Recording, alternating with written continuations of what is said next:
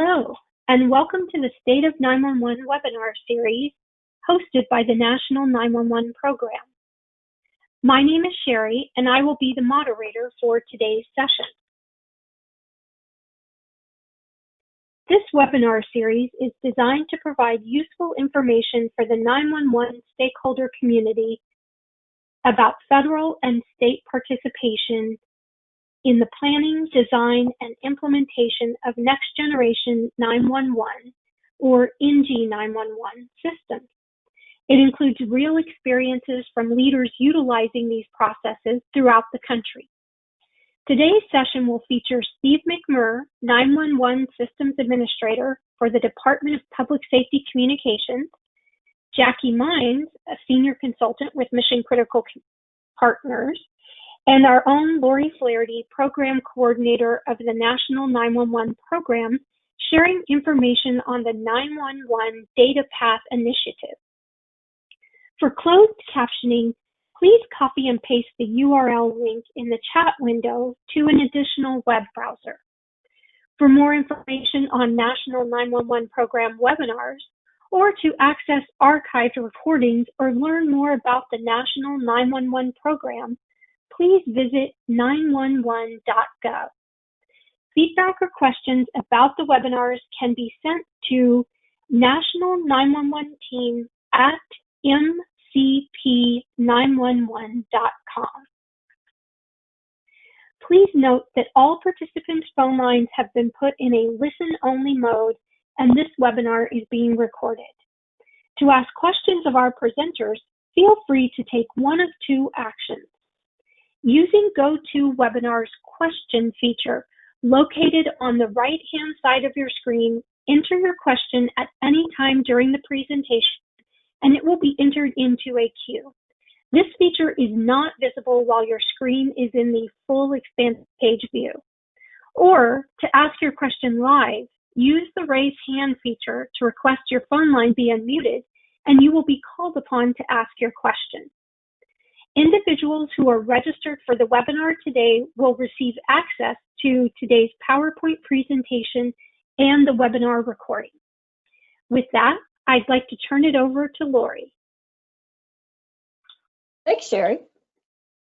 If we could go to the next slide after this title slide, I'd also like to thank Jackie and Steve.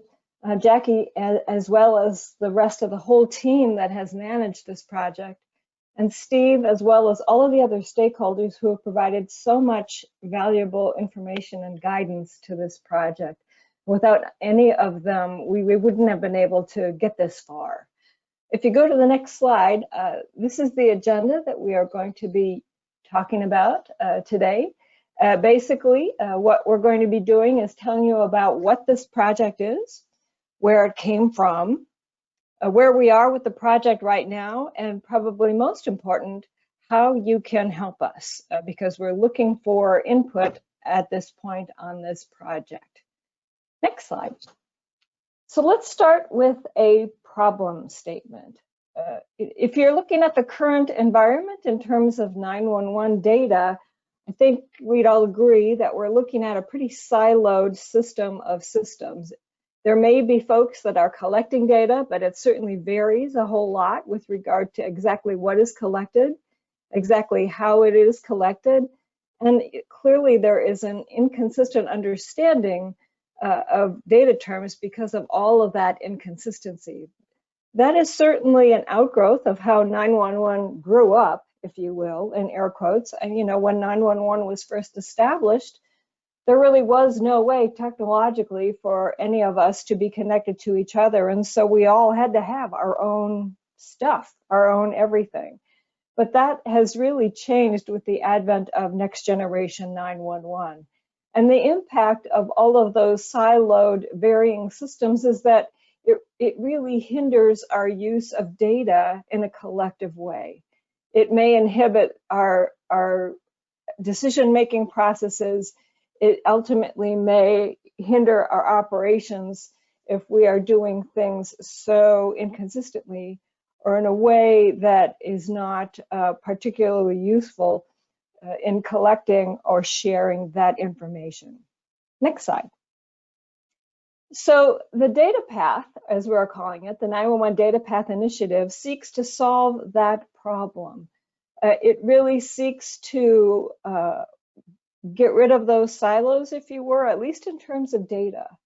And that second bullet on the slide is probably the most important. What we're looking to create is a voluntary, standardized, and someday automated data system that we can use to collect and share 911 data to support efficient and effective decision-making processes in the 911 community. That's really the bottom line. That's where we would all like to end up someday. But let's talk about for a minute where this project came from. Next slide. We aren't doing it just, because we said so. This came, frankly, from you. The genesis for this project is a formal recommendation that was made by the Task Force on Optimal Public Safety Answering Point Architecture, or TFOPA. This group was a formal advisory group to the FCC. One of the formal recommendations that they made to the FCC in 2016 was, as you see it on this slide, a national system that enables the collection of standardized data.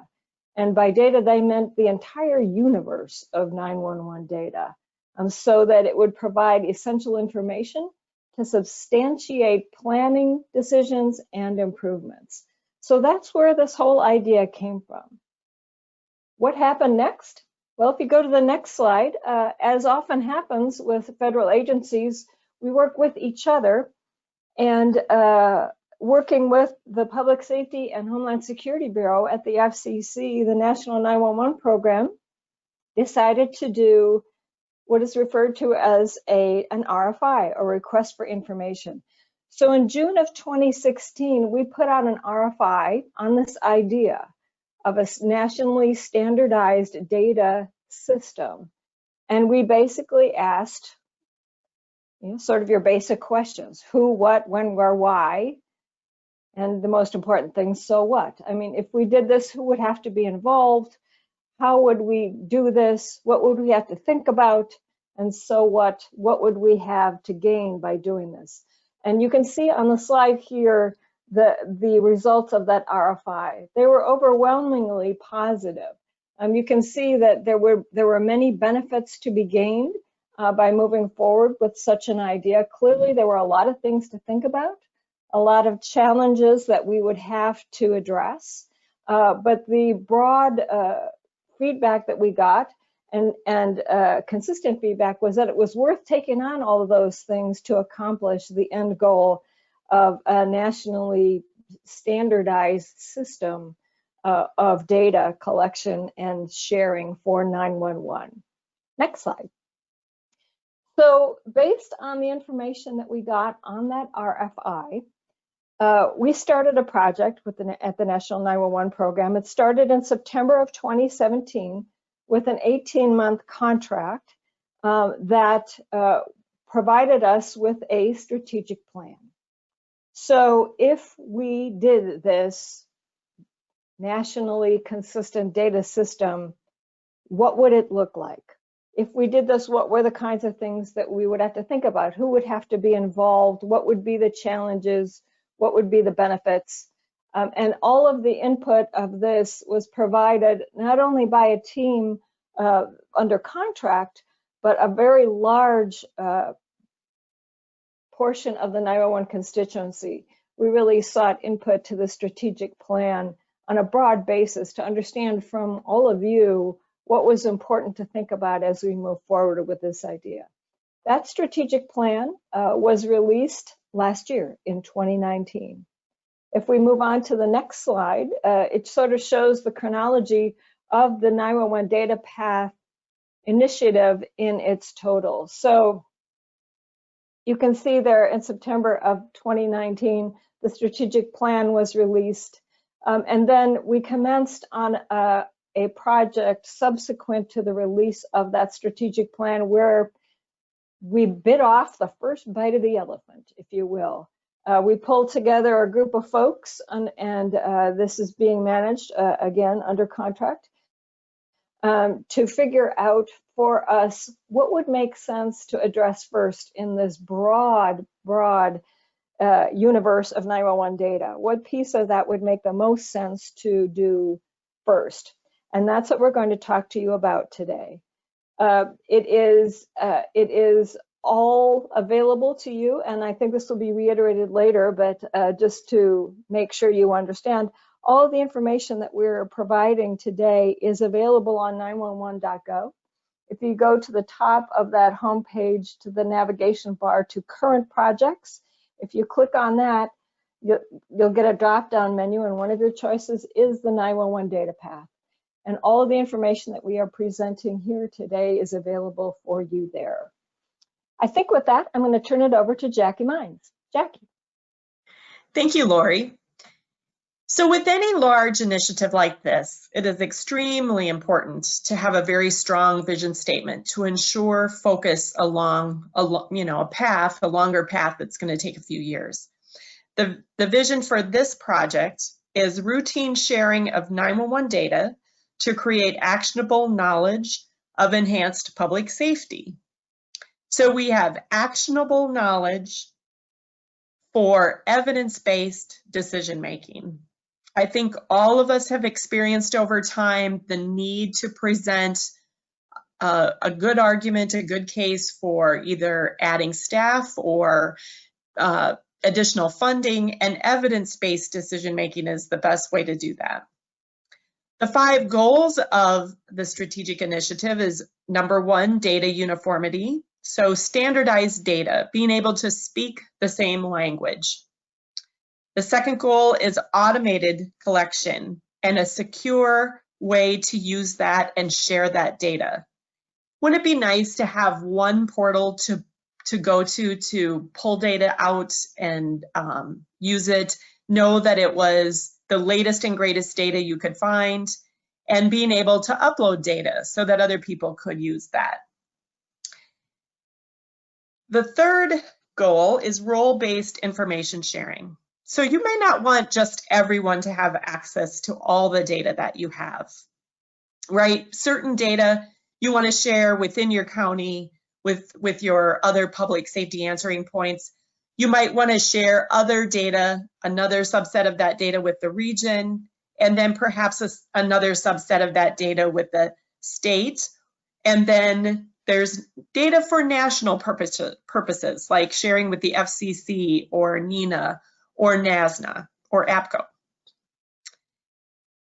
The next goal is sustainable vital support mechanisms. A project like this really needs a governance framework, it needs funding sources, and it needs a network of community partners that determine the rules of the data sharing. So you want input on that. You want a governance structure that represents the people who are going to provide that data and use that data so that you come to an agreement of the correct way to share it. And last but not least, you really needed the data savvy 911 professionals, the skill sets that apply these user-centric approaches to using that data. Next slide, please.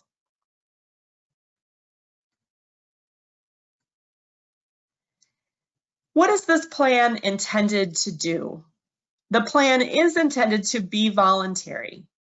We're not intending this plan to be mandatory, but hopeful that if this data is useful and valuable to you, you will want to share that data. This plan is intended to motivate the 911 community to explore the art of the possible. If you had the perfect world of data sharing, what would it look like? What would it mean to you? This plan is also intended to work as a framework for defining the 911 community's data and information needs, your requirements, and your priorities.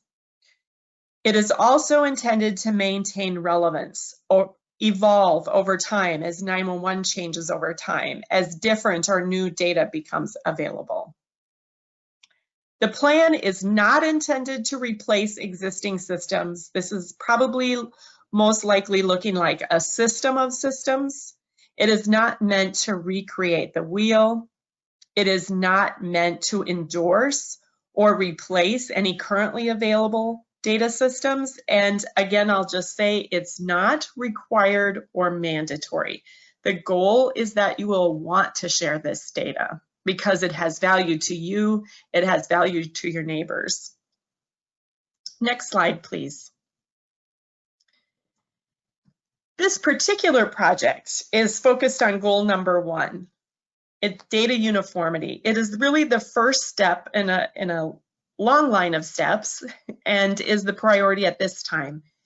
We really need to define the same data elements that mean the same thing if we want to compare apples to apples and oranges to oranges. Just a simple example is, what does a secondary PSAP mean to everybody?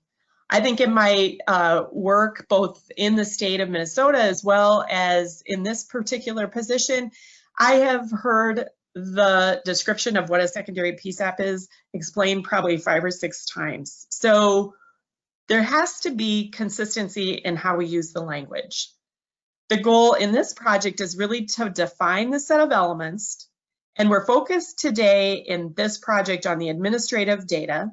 That is the data that allows you to share the data needed to help garner funding at both the local and national level, to understand where next generation is in terms of deployment across the nation, to help give insight as to what are the things that are holding us back and how do we move forward to get past those humps in the road.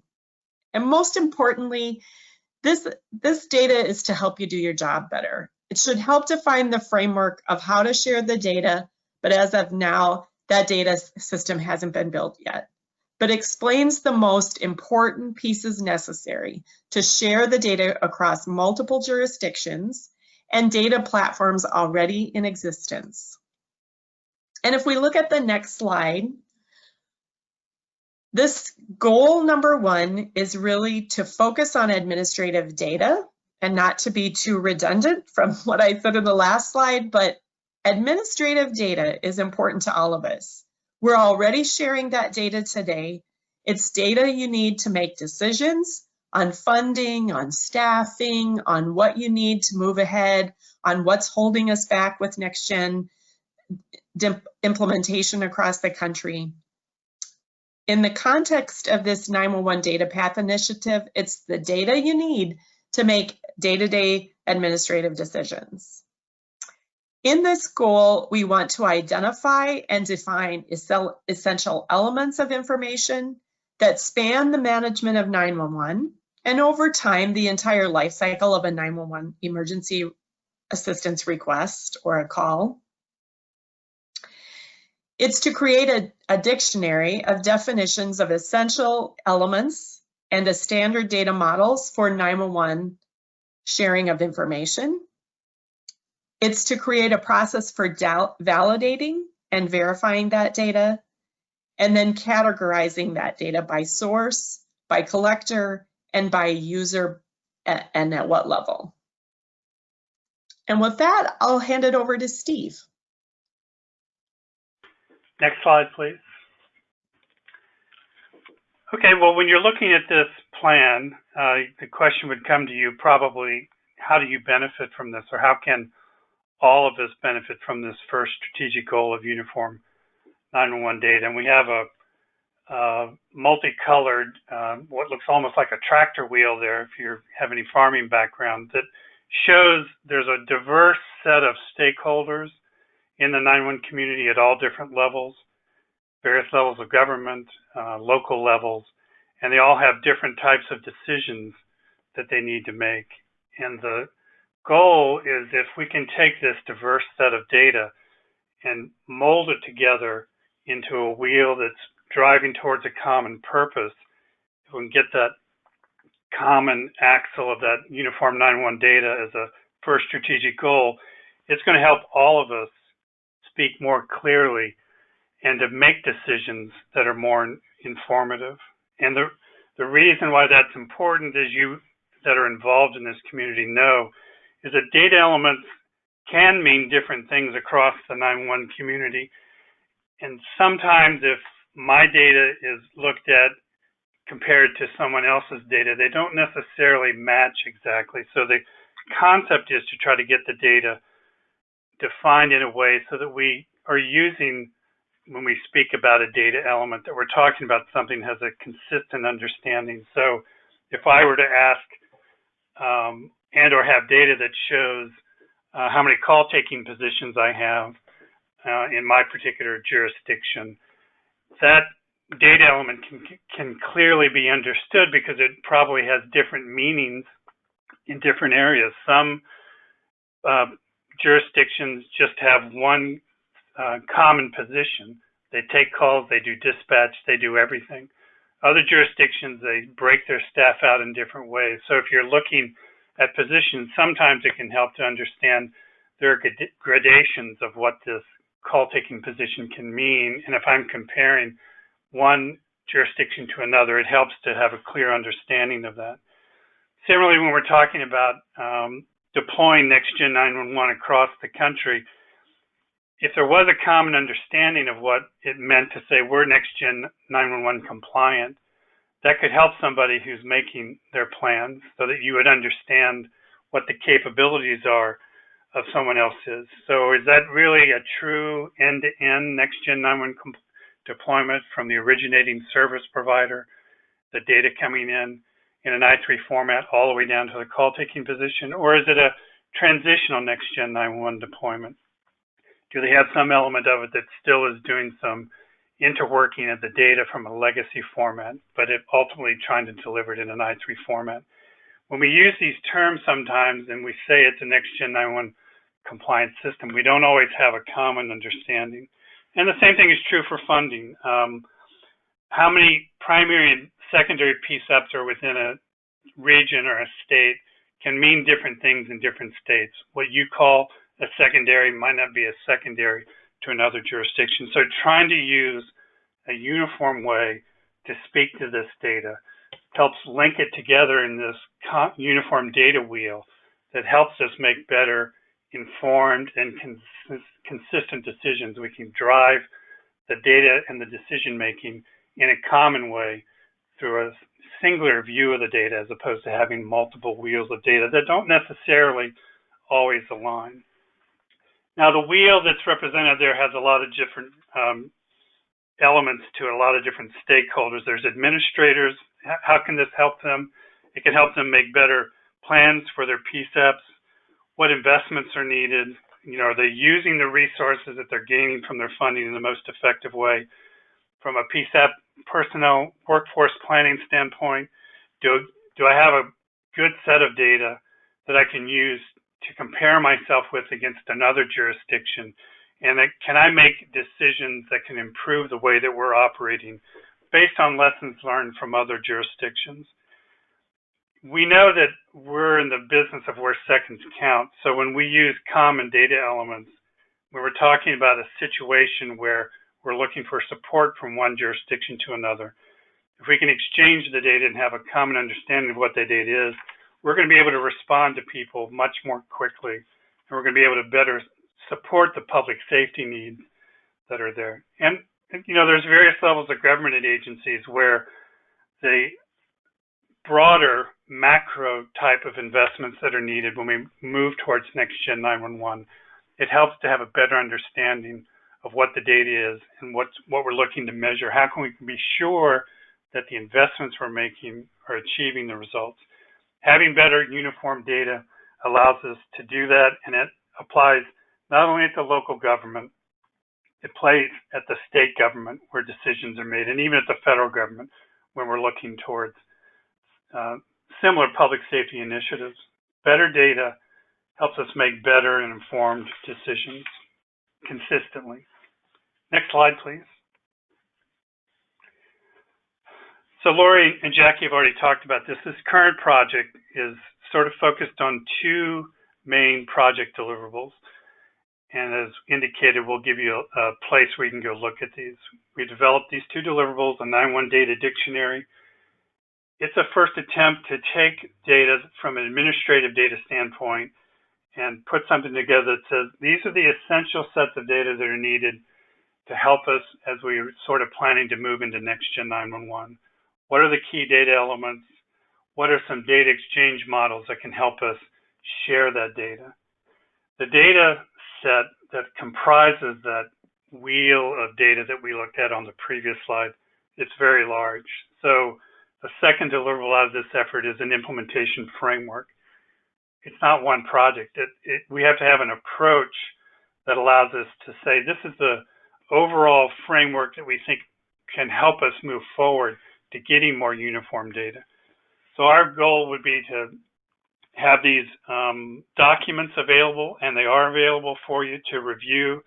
The first one, the data dictionaries, the main part of it's probably 18 pages. There are appendices in there because there are some common terms that we're trying to make sure people understand. The second one, the 9-1 DataPath implementation framework, the main part of that document is probably 30 pages, and it also has appendices. Again, we're talking about taking a bite of the elephant, as Lori mentioned. So these documents, in some cases, the data dictionary is fairly detailed. The implementation framework has sort of a broader view as how we can move forward. But we need your view on this, and we will give you a link where you can actually download those documents and look at them in more detail. Next slide. So this is just a snapshot of that data dictionary document. If you go to the page we'll give you, you'll eventually see a spreadsheet in there that has the data elements, the description, the type of data, how it can be used, and so forth. There's quite a bit of detail in there. There are a number of tabs that break into various components. And the intent is, this is our first view by collecting data from a whole series of stakeholders to say, if we're looking at administrative data that can help us in the near term transition to next gen 911, here's what we think makes sense as a data dictionary. Included in that are some schemas. For the technical types, there's some sample XML and JSON schemas that are in there. The intent in this is to have the people and everybody that's listening to this hopefully has a perspective on whether this is meeting the mark, whether what we've put together makes sense. But we need your input to help us to do that. And if you can go to the next slide.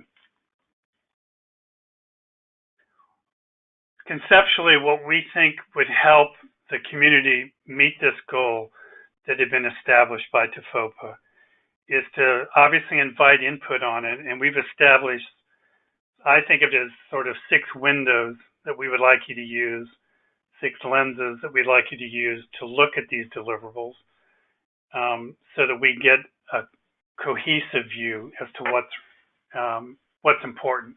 So when you're looking through this, maybe you can't answer or look through all 6 windows. Maybe your role is only 2 to 3 of those windows. But we would like it, to the extent you can, to look at it from all of these things. So one window is, how is this effort going to impact your role? You know, can this data improve the way that your role in the 911 community? What things are in there that help you? What things are in there that are missing? We may not have identified a set of data that's going to help you meet your challenges. So you may have a set of challenges in this uniform data model, the first strategic goal, that aren't in there. So if we've missed the mark, take the opportunity to the forms that will be provided on the 911 Gov webpage to let us know, what are we missing? Or what's the most immediate thing if we were looking to further identify the priorities? In moving this forward, 911 has a variety of silos, as Lori mentioned. There are a lot of challenges, and there are groups that have their focus in one particular area, and we know sometimes priorities drive those activities in a certain way, and you can help the group understand what are the big challenges in your area, because in your area it might be different than another part of the country. So what are those stakeholder groups, and what's challenging about that, and why is it challenging, and do you have some ideas as to how we can improve it? And have we missed the mark in total? If you look at the 4th one, are there goals or objectives that we haven't touched at all? What should be included? And your jurisdiction, your state, your region, you might have the best thing since sliced bread going on in your area that maybe others aren't aware of. And so you may have innovative ideas about how to leverage what you can do that can be leveraged by another organization, another jurisdiction, to help promote this uniform data. And we need that input. We need the input of everybody that's involved.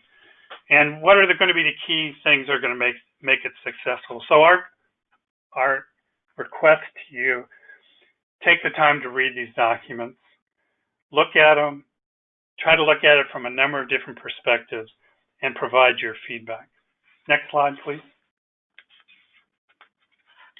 So how to get involved. If you look there briefly, you can see we've got the 911.gov webpage. If you go to that webpage, there's a link in there that says current projects. If you go to current projects, there'll be a set of things in there. One of them is called the 911 DataPath. Click on that link, and it'll take you to a landing page. And in that landing page are the deliverables that you can download, print, read them online, whatever suits your fancy. The data dictionary spreadsheet that we've discussed is there. You can download that, look through it, mark it up, share it with people that are 911 data savvy in your organization, whoever that might be, your financial people, your GIS people, whoever it could be, call takers, supervisors. All of those inputs are important to get the feedback. And there's also on there a form that you can download as a way to provide your feedback to us in a consistent way. And once you've completed that form, there's a link here, an email address that you can actually submit that to.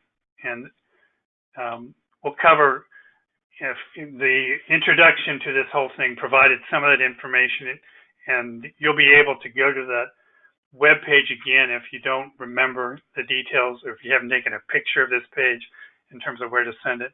Just remember, go to 911.gov, and you'll be able to find where you can send your input in. Okay, we've covered a lot about the project and the wheel of data we're trying to get together into a common uniform data axle that'll hold it together. It's a very big project. It's got a lot of different layers to it.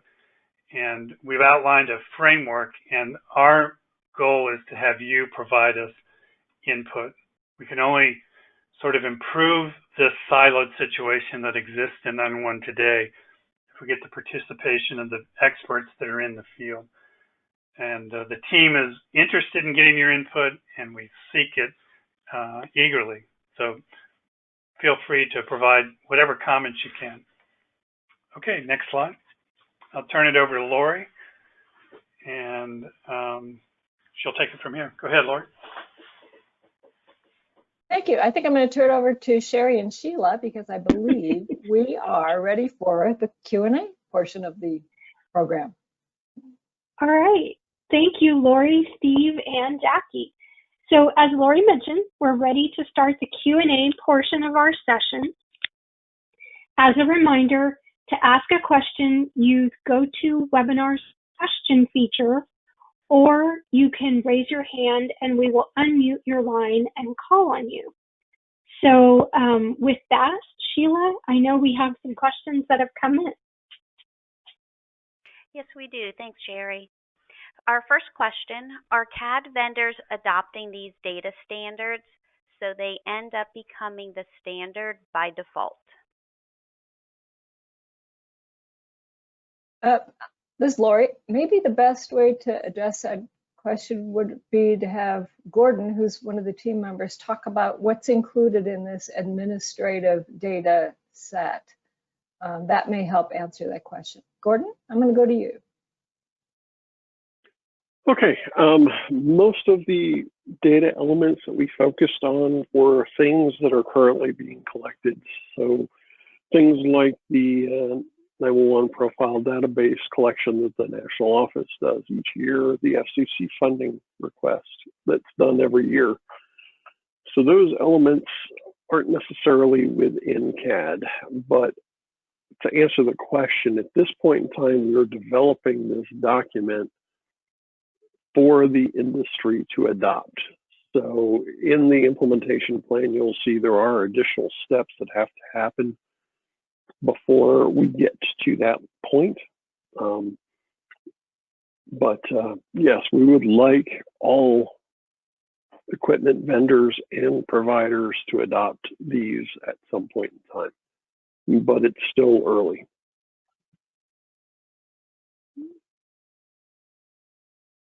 Thank you, Gordon.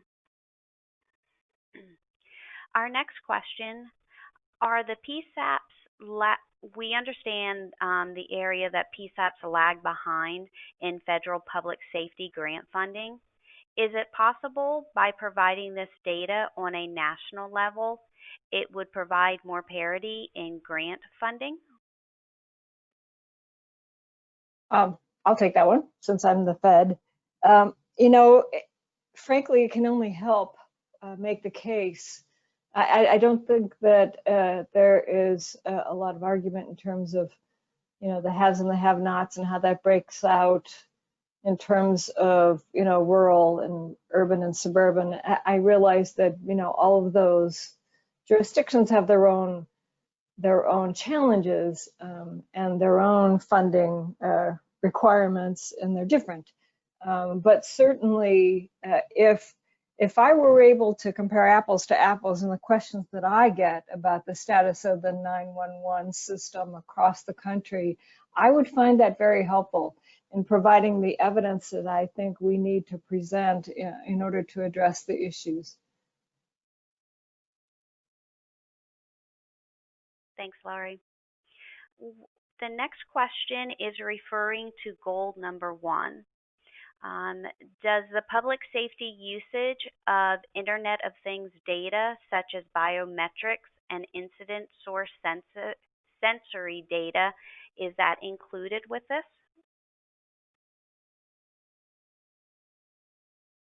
Gordon, you want to take that one? Sure, I can take that one. At this point in time, no. We are looking at it from an aspect of the high-level data. At some point in time, there is the plan, well, we have built this in such a way that other data sets can be included. We did touch on a little of that in the counts of how you're getting the alerts in, but I would suggest you look at the data dictionary for the call data and look to see if we've adequately addressed all of the solutions that you're talking about there. Yeah, just to reiterate, the focus of this initial data set is administrative data needed to make decisions on a variety of issues, including those related to the migration to next generation 911. That doesn't mean that the plan does not include the entire universe of 911 data, but that is sort of the piece that the group decided not only for strategic reasons, but practical reasons made the most sense to address first. Thank you. Will the administrative data include 911 call triage data elements, or will it only include EMS data?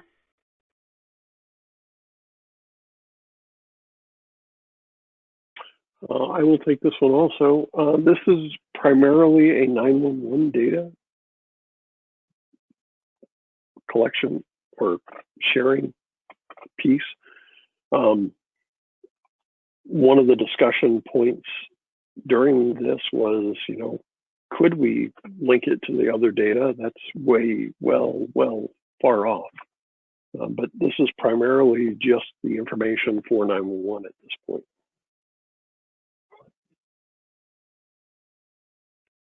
Does the DataPath work in concert with the EIDO document defined in NG 911?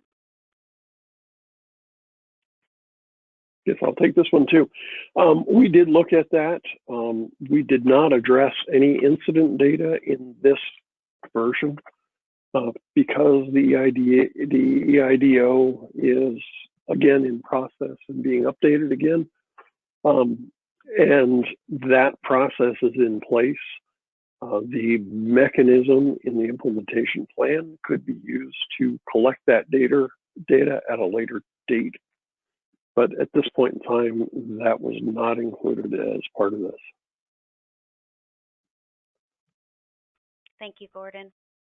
Do private vendors that produce public safety devices and/or public safety applications agree to working with 911 DataPath project to implement that uniform data types and formats? This is Lori. I'll start to answer that one. We purposely sought in the stakeholder group that has provided information and advice to this project. We purposely sought representatives from both the public and the private sector. Frankly, you know, if this is going to work, it's got to work for everybody. One of the things that I have learned over the last few years is how valuable it is to have the perspective of the private sector, because their perspective is sometimes national versus local. Not that one is more important than the other, but I think it's important to have all of those perspectives to understand what the challenges will be for everyone going forward. So it is a perspective that we not only want, but are actively seeking, not only in terms of the stakeholders that have already provided input to this project, but to those of you who are listening who would be able to provide your feedback to what we have developed so far. Thank you. How are you dealing with the different privacy laws in different countries?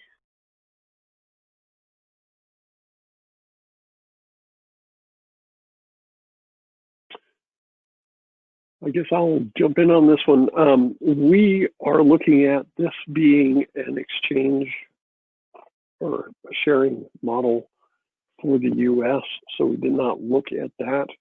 But if you look in the implementation plan, that's one of the things during that governance period that the private groups, and as we all are aware, the sharing of information across state lines impacts how it's used, because different states have different usage and public record acts on the 911 data.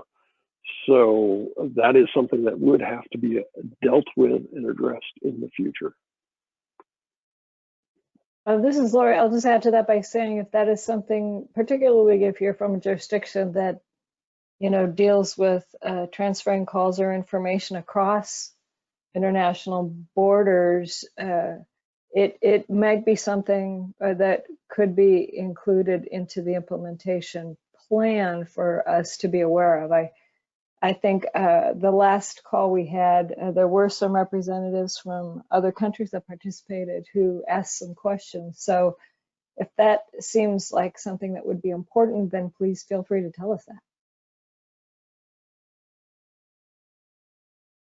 Our next question is asking about sub-address information and how it's being handled. Not just an address, but actually unit and/or apartment information. Latitude, longitude, GIS, mapping. It's been said this is missing information in 911 calls.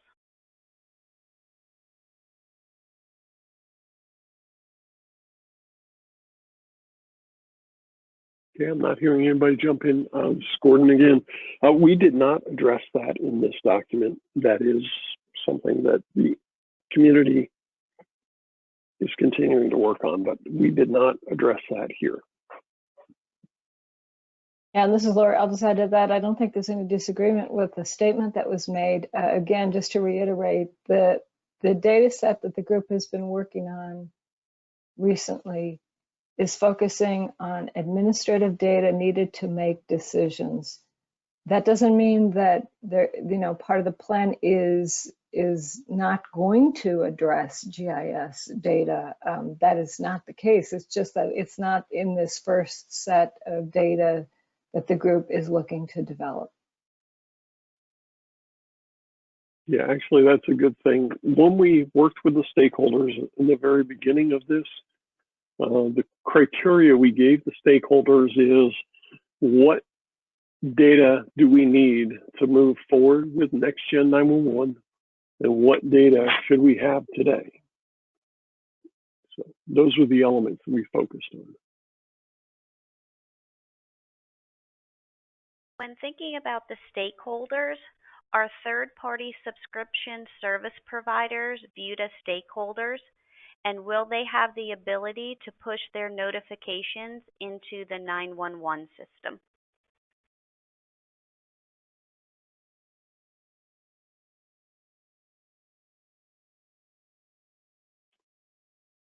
I don't know, Laura, if you want to deal with that, but again, we're dealing with information from 911 system, primarily from the ECCs and state agencies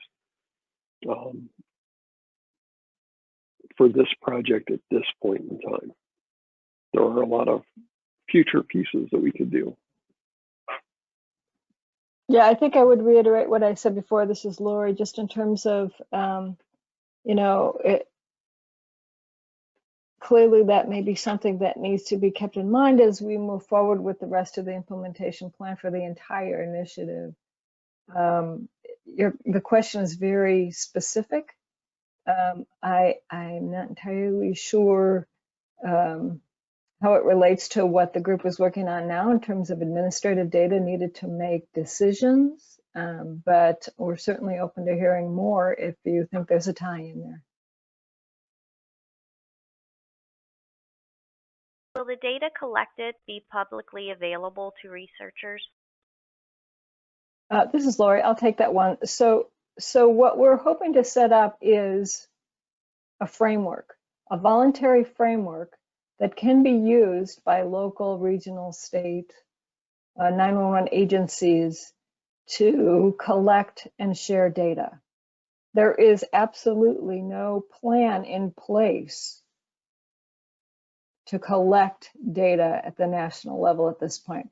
What we're offering folks is the framework to do that themselves if they so choose.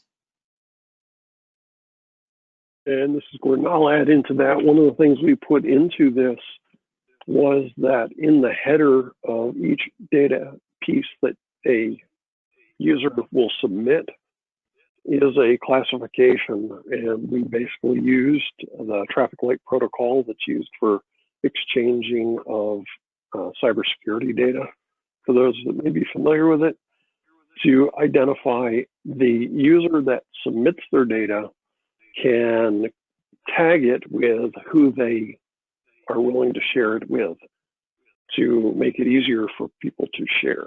So,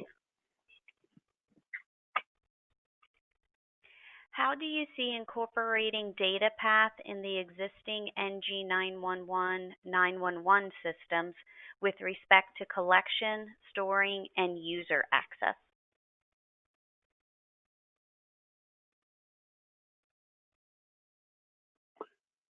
I guess I'll hit that one again. Within the implementation plan, we touch on that, but that is a piece that has to be accomplished with the next project. And that involves the governance piece of identifying who's going to do it, how we're going to do it. And there's an entire, well, not entire, but there's a section within the strategic plan and on this that speaks to the security of the data. All of that still needs to be addressed.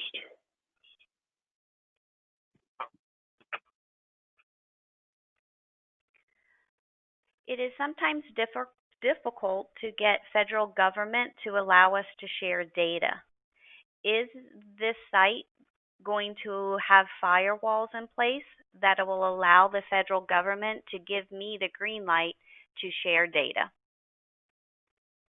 This is Lori, I'll start that one. I think, you know, if you, as you're reading the implementation plan, and Gordon can probably speak to the details of that better than I can. If that is something that has been an impediment to you in the past and is something that is important to you in terms of sharing data, we'd like to hear that.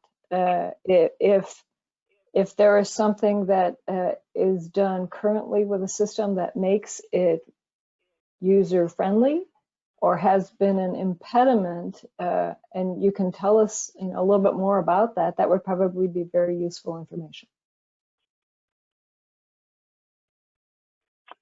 There are several private sector, public safety, PSAP, ECC efforts underway for creating a national data clearinghouse.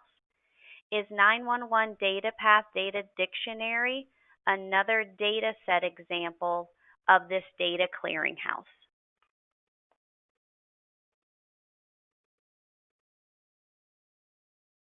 Well, I can. Go ahead, Gordon.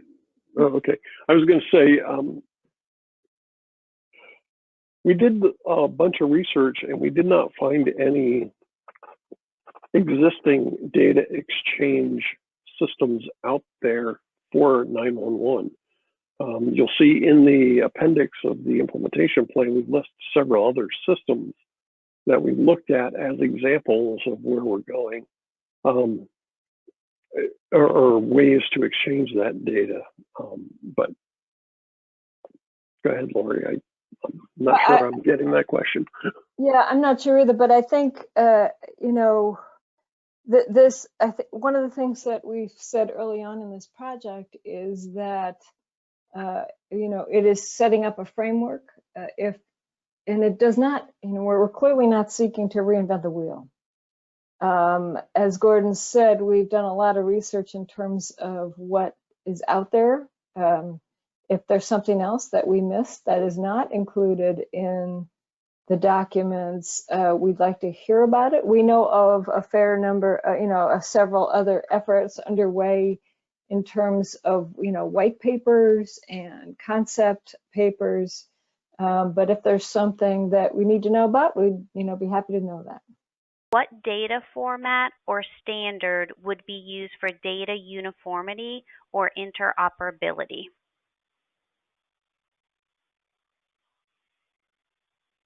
And we'd like to invite Gordon to answer that question for us. He is part of our team and our technical SME. Thank you. We are working towards, or what we'd like to see it is into a NEAM format, National Emergency or National Exchange format, similar to what was used for EIDD originally. It is a public safety system for exchange, so that's where we're going towards. There are a whole lot of steps that involve that will have to happen in the future.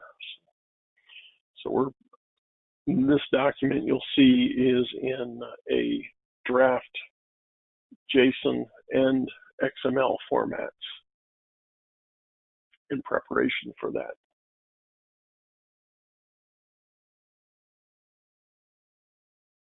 Thank you, Gordon. Our next question is asking, was consideration given to the current NENA NG911 GIS data model version 1 that was released in 2008?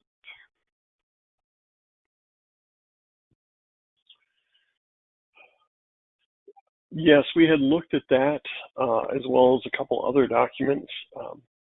Most of what we're looking at in this first data set was not related to those items. In particular, we were looking at that administrative data, like we mentioned earlier.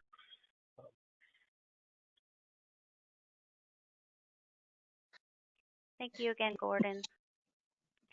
I'm sorry, go ahead. That I would add to that our first goal was really to focus on administrative data, because that's the type of data people are being asked for currently, and also the most easily available and useful to everyone. But in the long term, we're looking at all the data elements that we would possibly be sharing back and forth.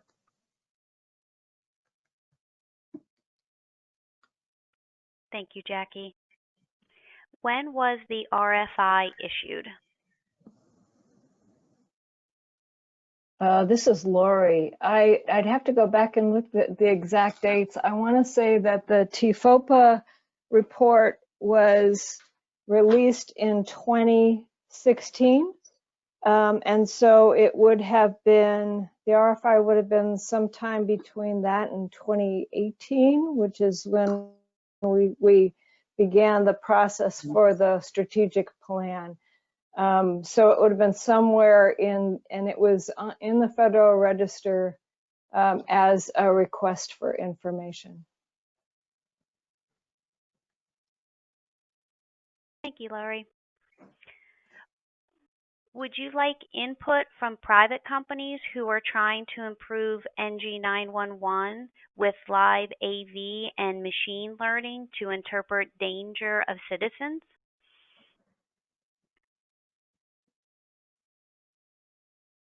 This is Lori. I'll take a first crack at that. I think we're very interested in input from the entire 911 community, whether you're from the public or private sector. As with all projects that the program undertakes, it has to work for everybody. I understand that the priorities may be different, but we'd be very interested in hearing from all of you. And this is Gordon. I'll just add on to that. Yes, especially since in the implementation plan, we talk about some future steps well out into the future that are just concepts at this point. That involve things like how is the best way to do analysis of this data without requiring a whole lot of people, and AI plays right into that concept. So. Thank you both. Will the current Federal National Address Database be part of this program?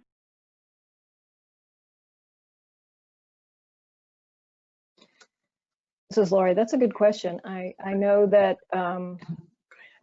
we are actively involved in that project currently. As we have mentioned before, our goal and sort of, and when we did the initial gap analysis, we're not looking to recreate any wheels here. If something exists that is doing something that the community values, we're not looking to replace it. I think and I'll turn it over to Gordon and Jackie, but I think the bigger question is sort of, as we are taking this on piece by piece, how and when and how does that fit into the larger picture?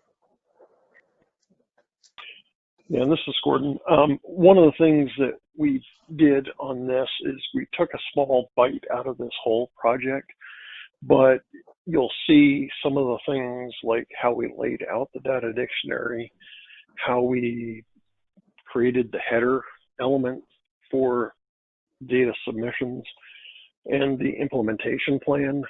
We tried very hard to make this as flexible as possible so that other data sets can be integrated into this without having to do a wholesale forklift to what we're proposing here. And feedback on that is greatly appreciated. So that's the big thing, is there are a lot of other data sets that are out there that would be very helpful to get. That's it. Thank you. Our next attendee is giving out some kudos, saying nice job. He is also asking, will you be sending out the information on what input you need and how to review and provide it by email to attendees? What I would recommend, and this is Jackie, is that you become familiar with the 911.gov website.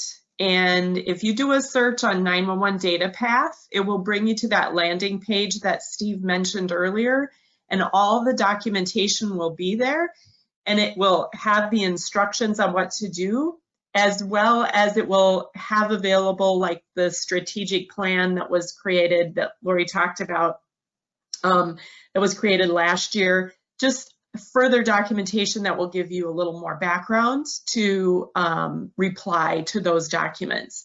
But everything is on that landing page, so I highly encourage you to go that route. And if you have any questions or you have any trouble getting there, just feel free to reach out to myself or to Dave. We were listed on that last page. And just drop us an email and we'll guide you there. Sheila, I believe we also put a recording of this as well. We send that out to attendees, correct? That is correct. It usually does take about a week turnaround time, but once it is prepared and ready, an email will be sent to all the attendees on where this can be found on the National 911 website.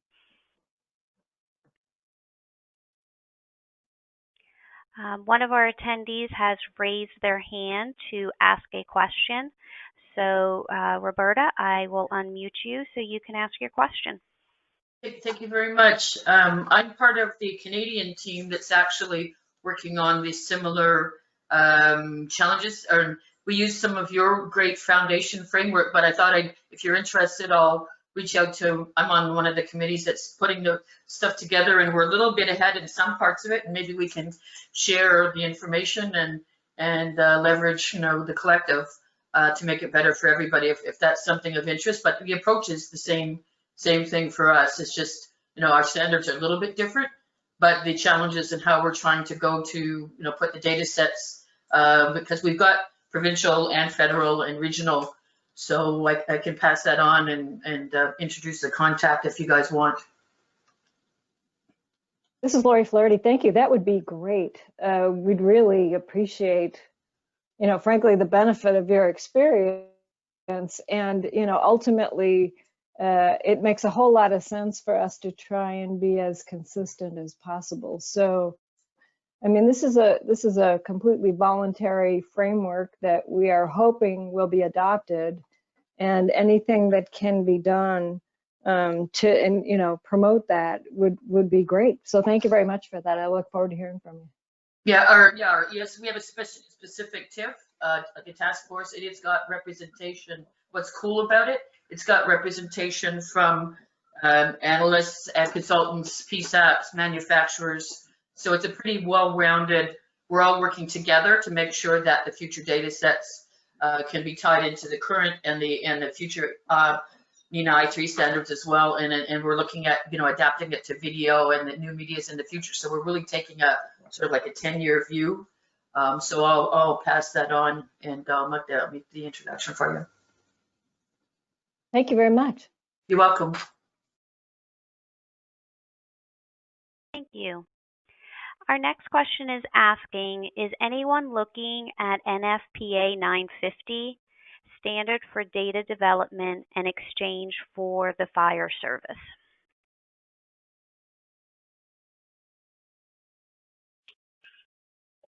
We did not look at that specific standard, but we will definitely go back in and look at that. We did look at other exchange models, but 911 has been looking at and using the NEAM framework for a while in public safety. So that's the direction we went, but I'll take a look at that 950. I missed that one.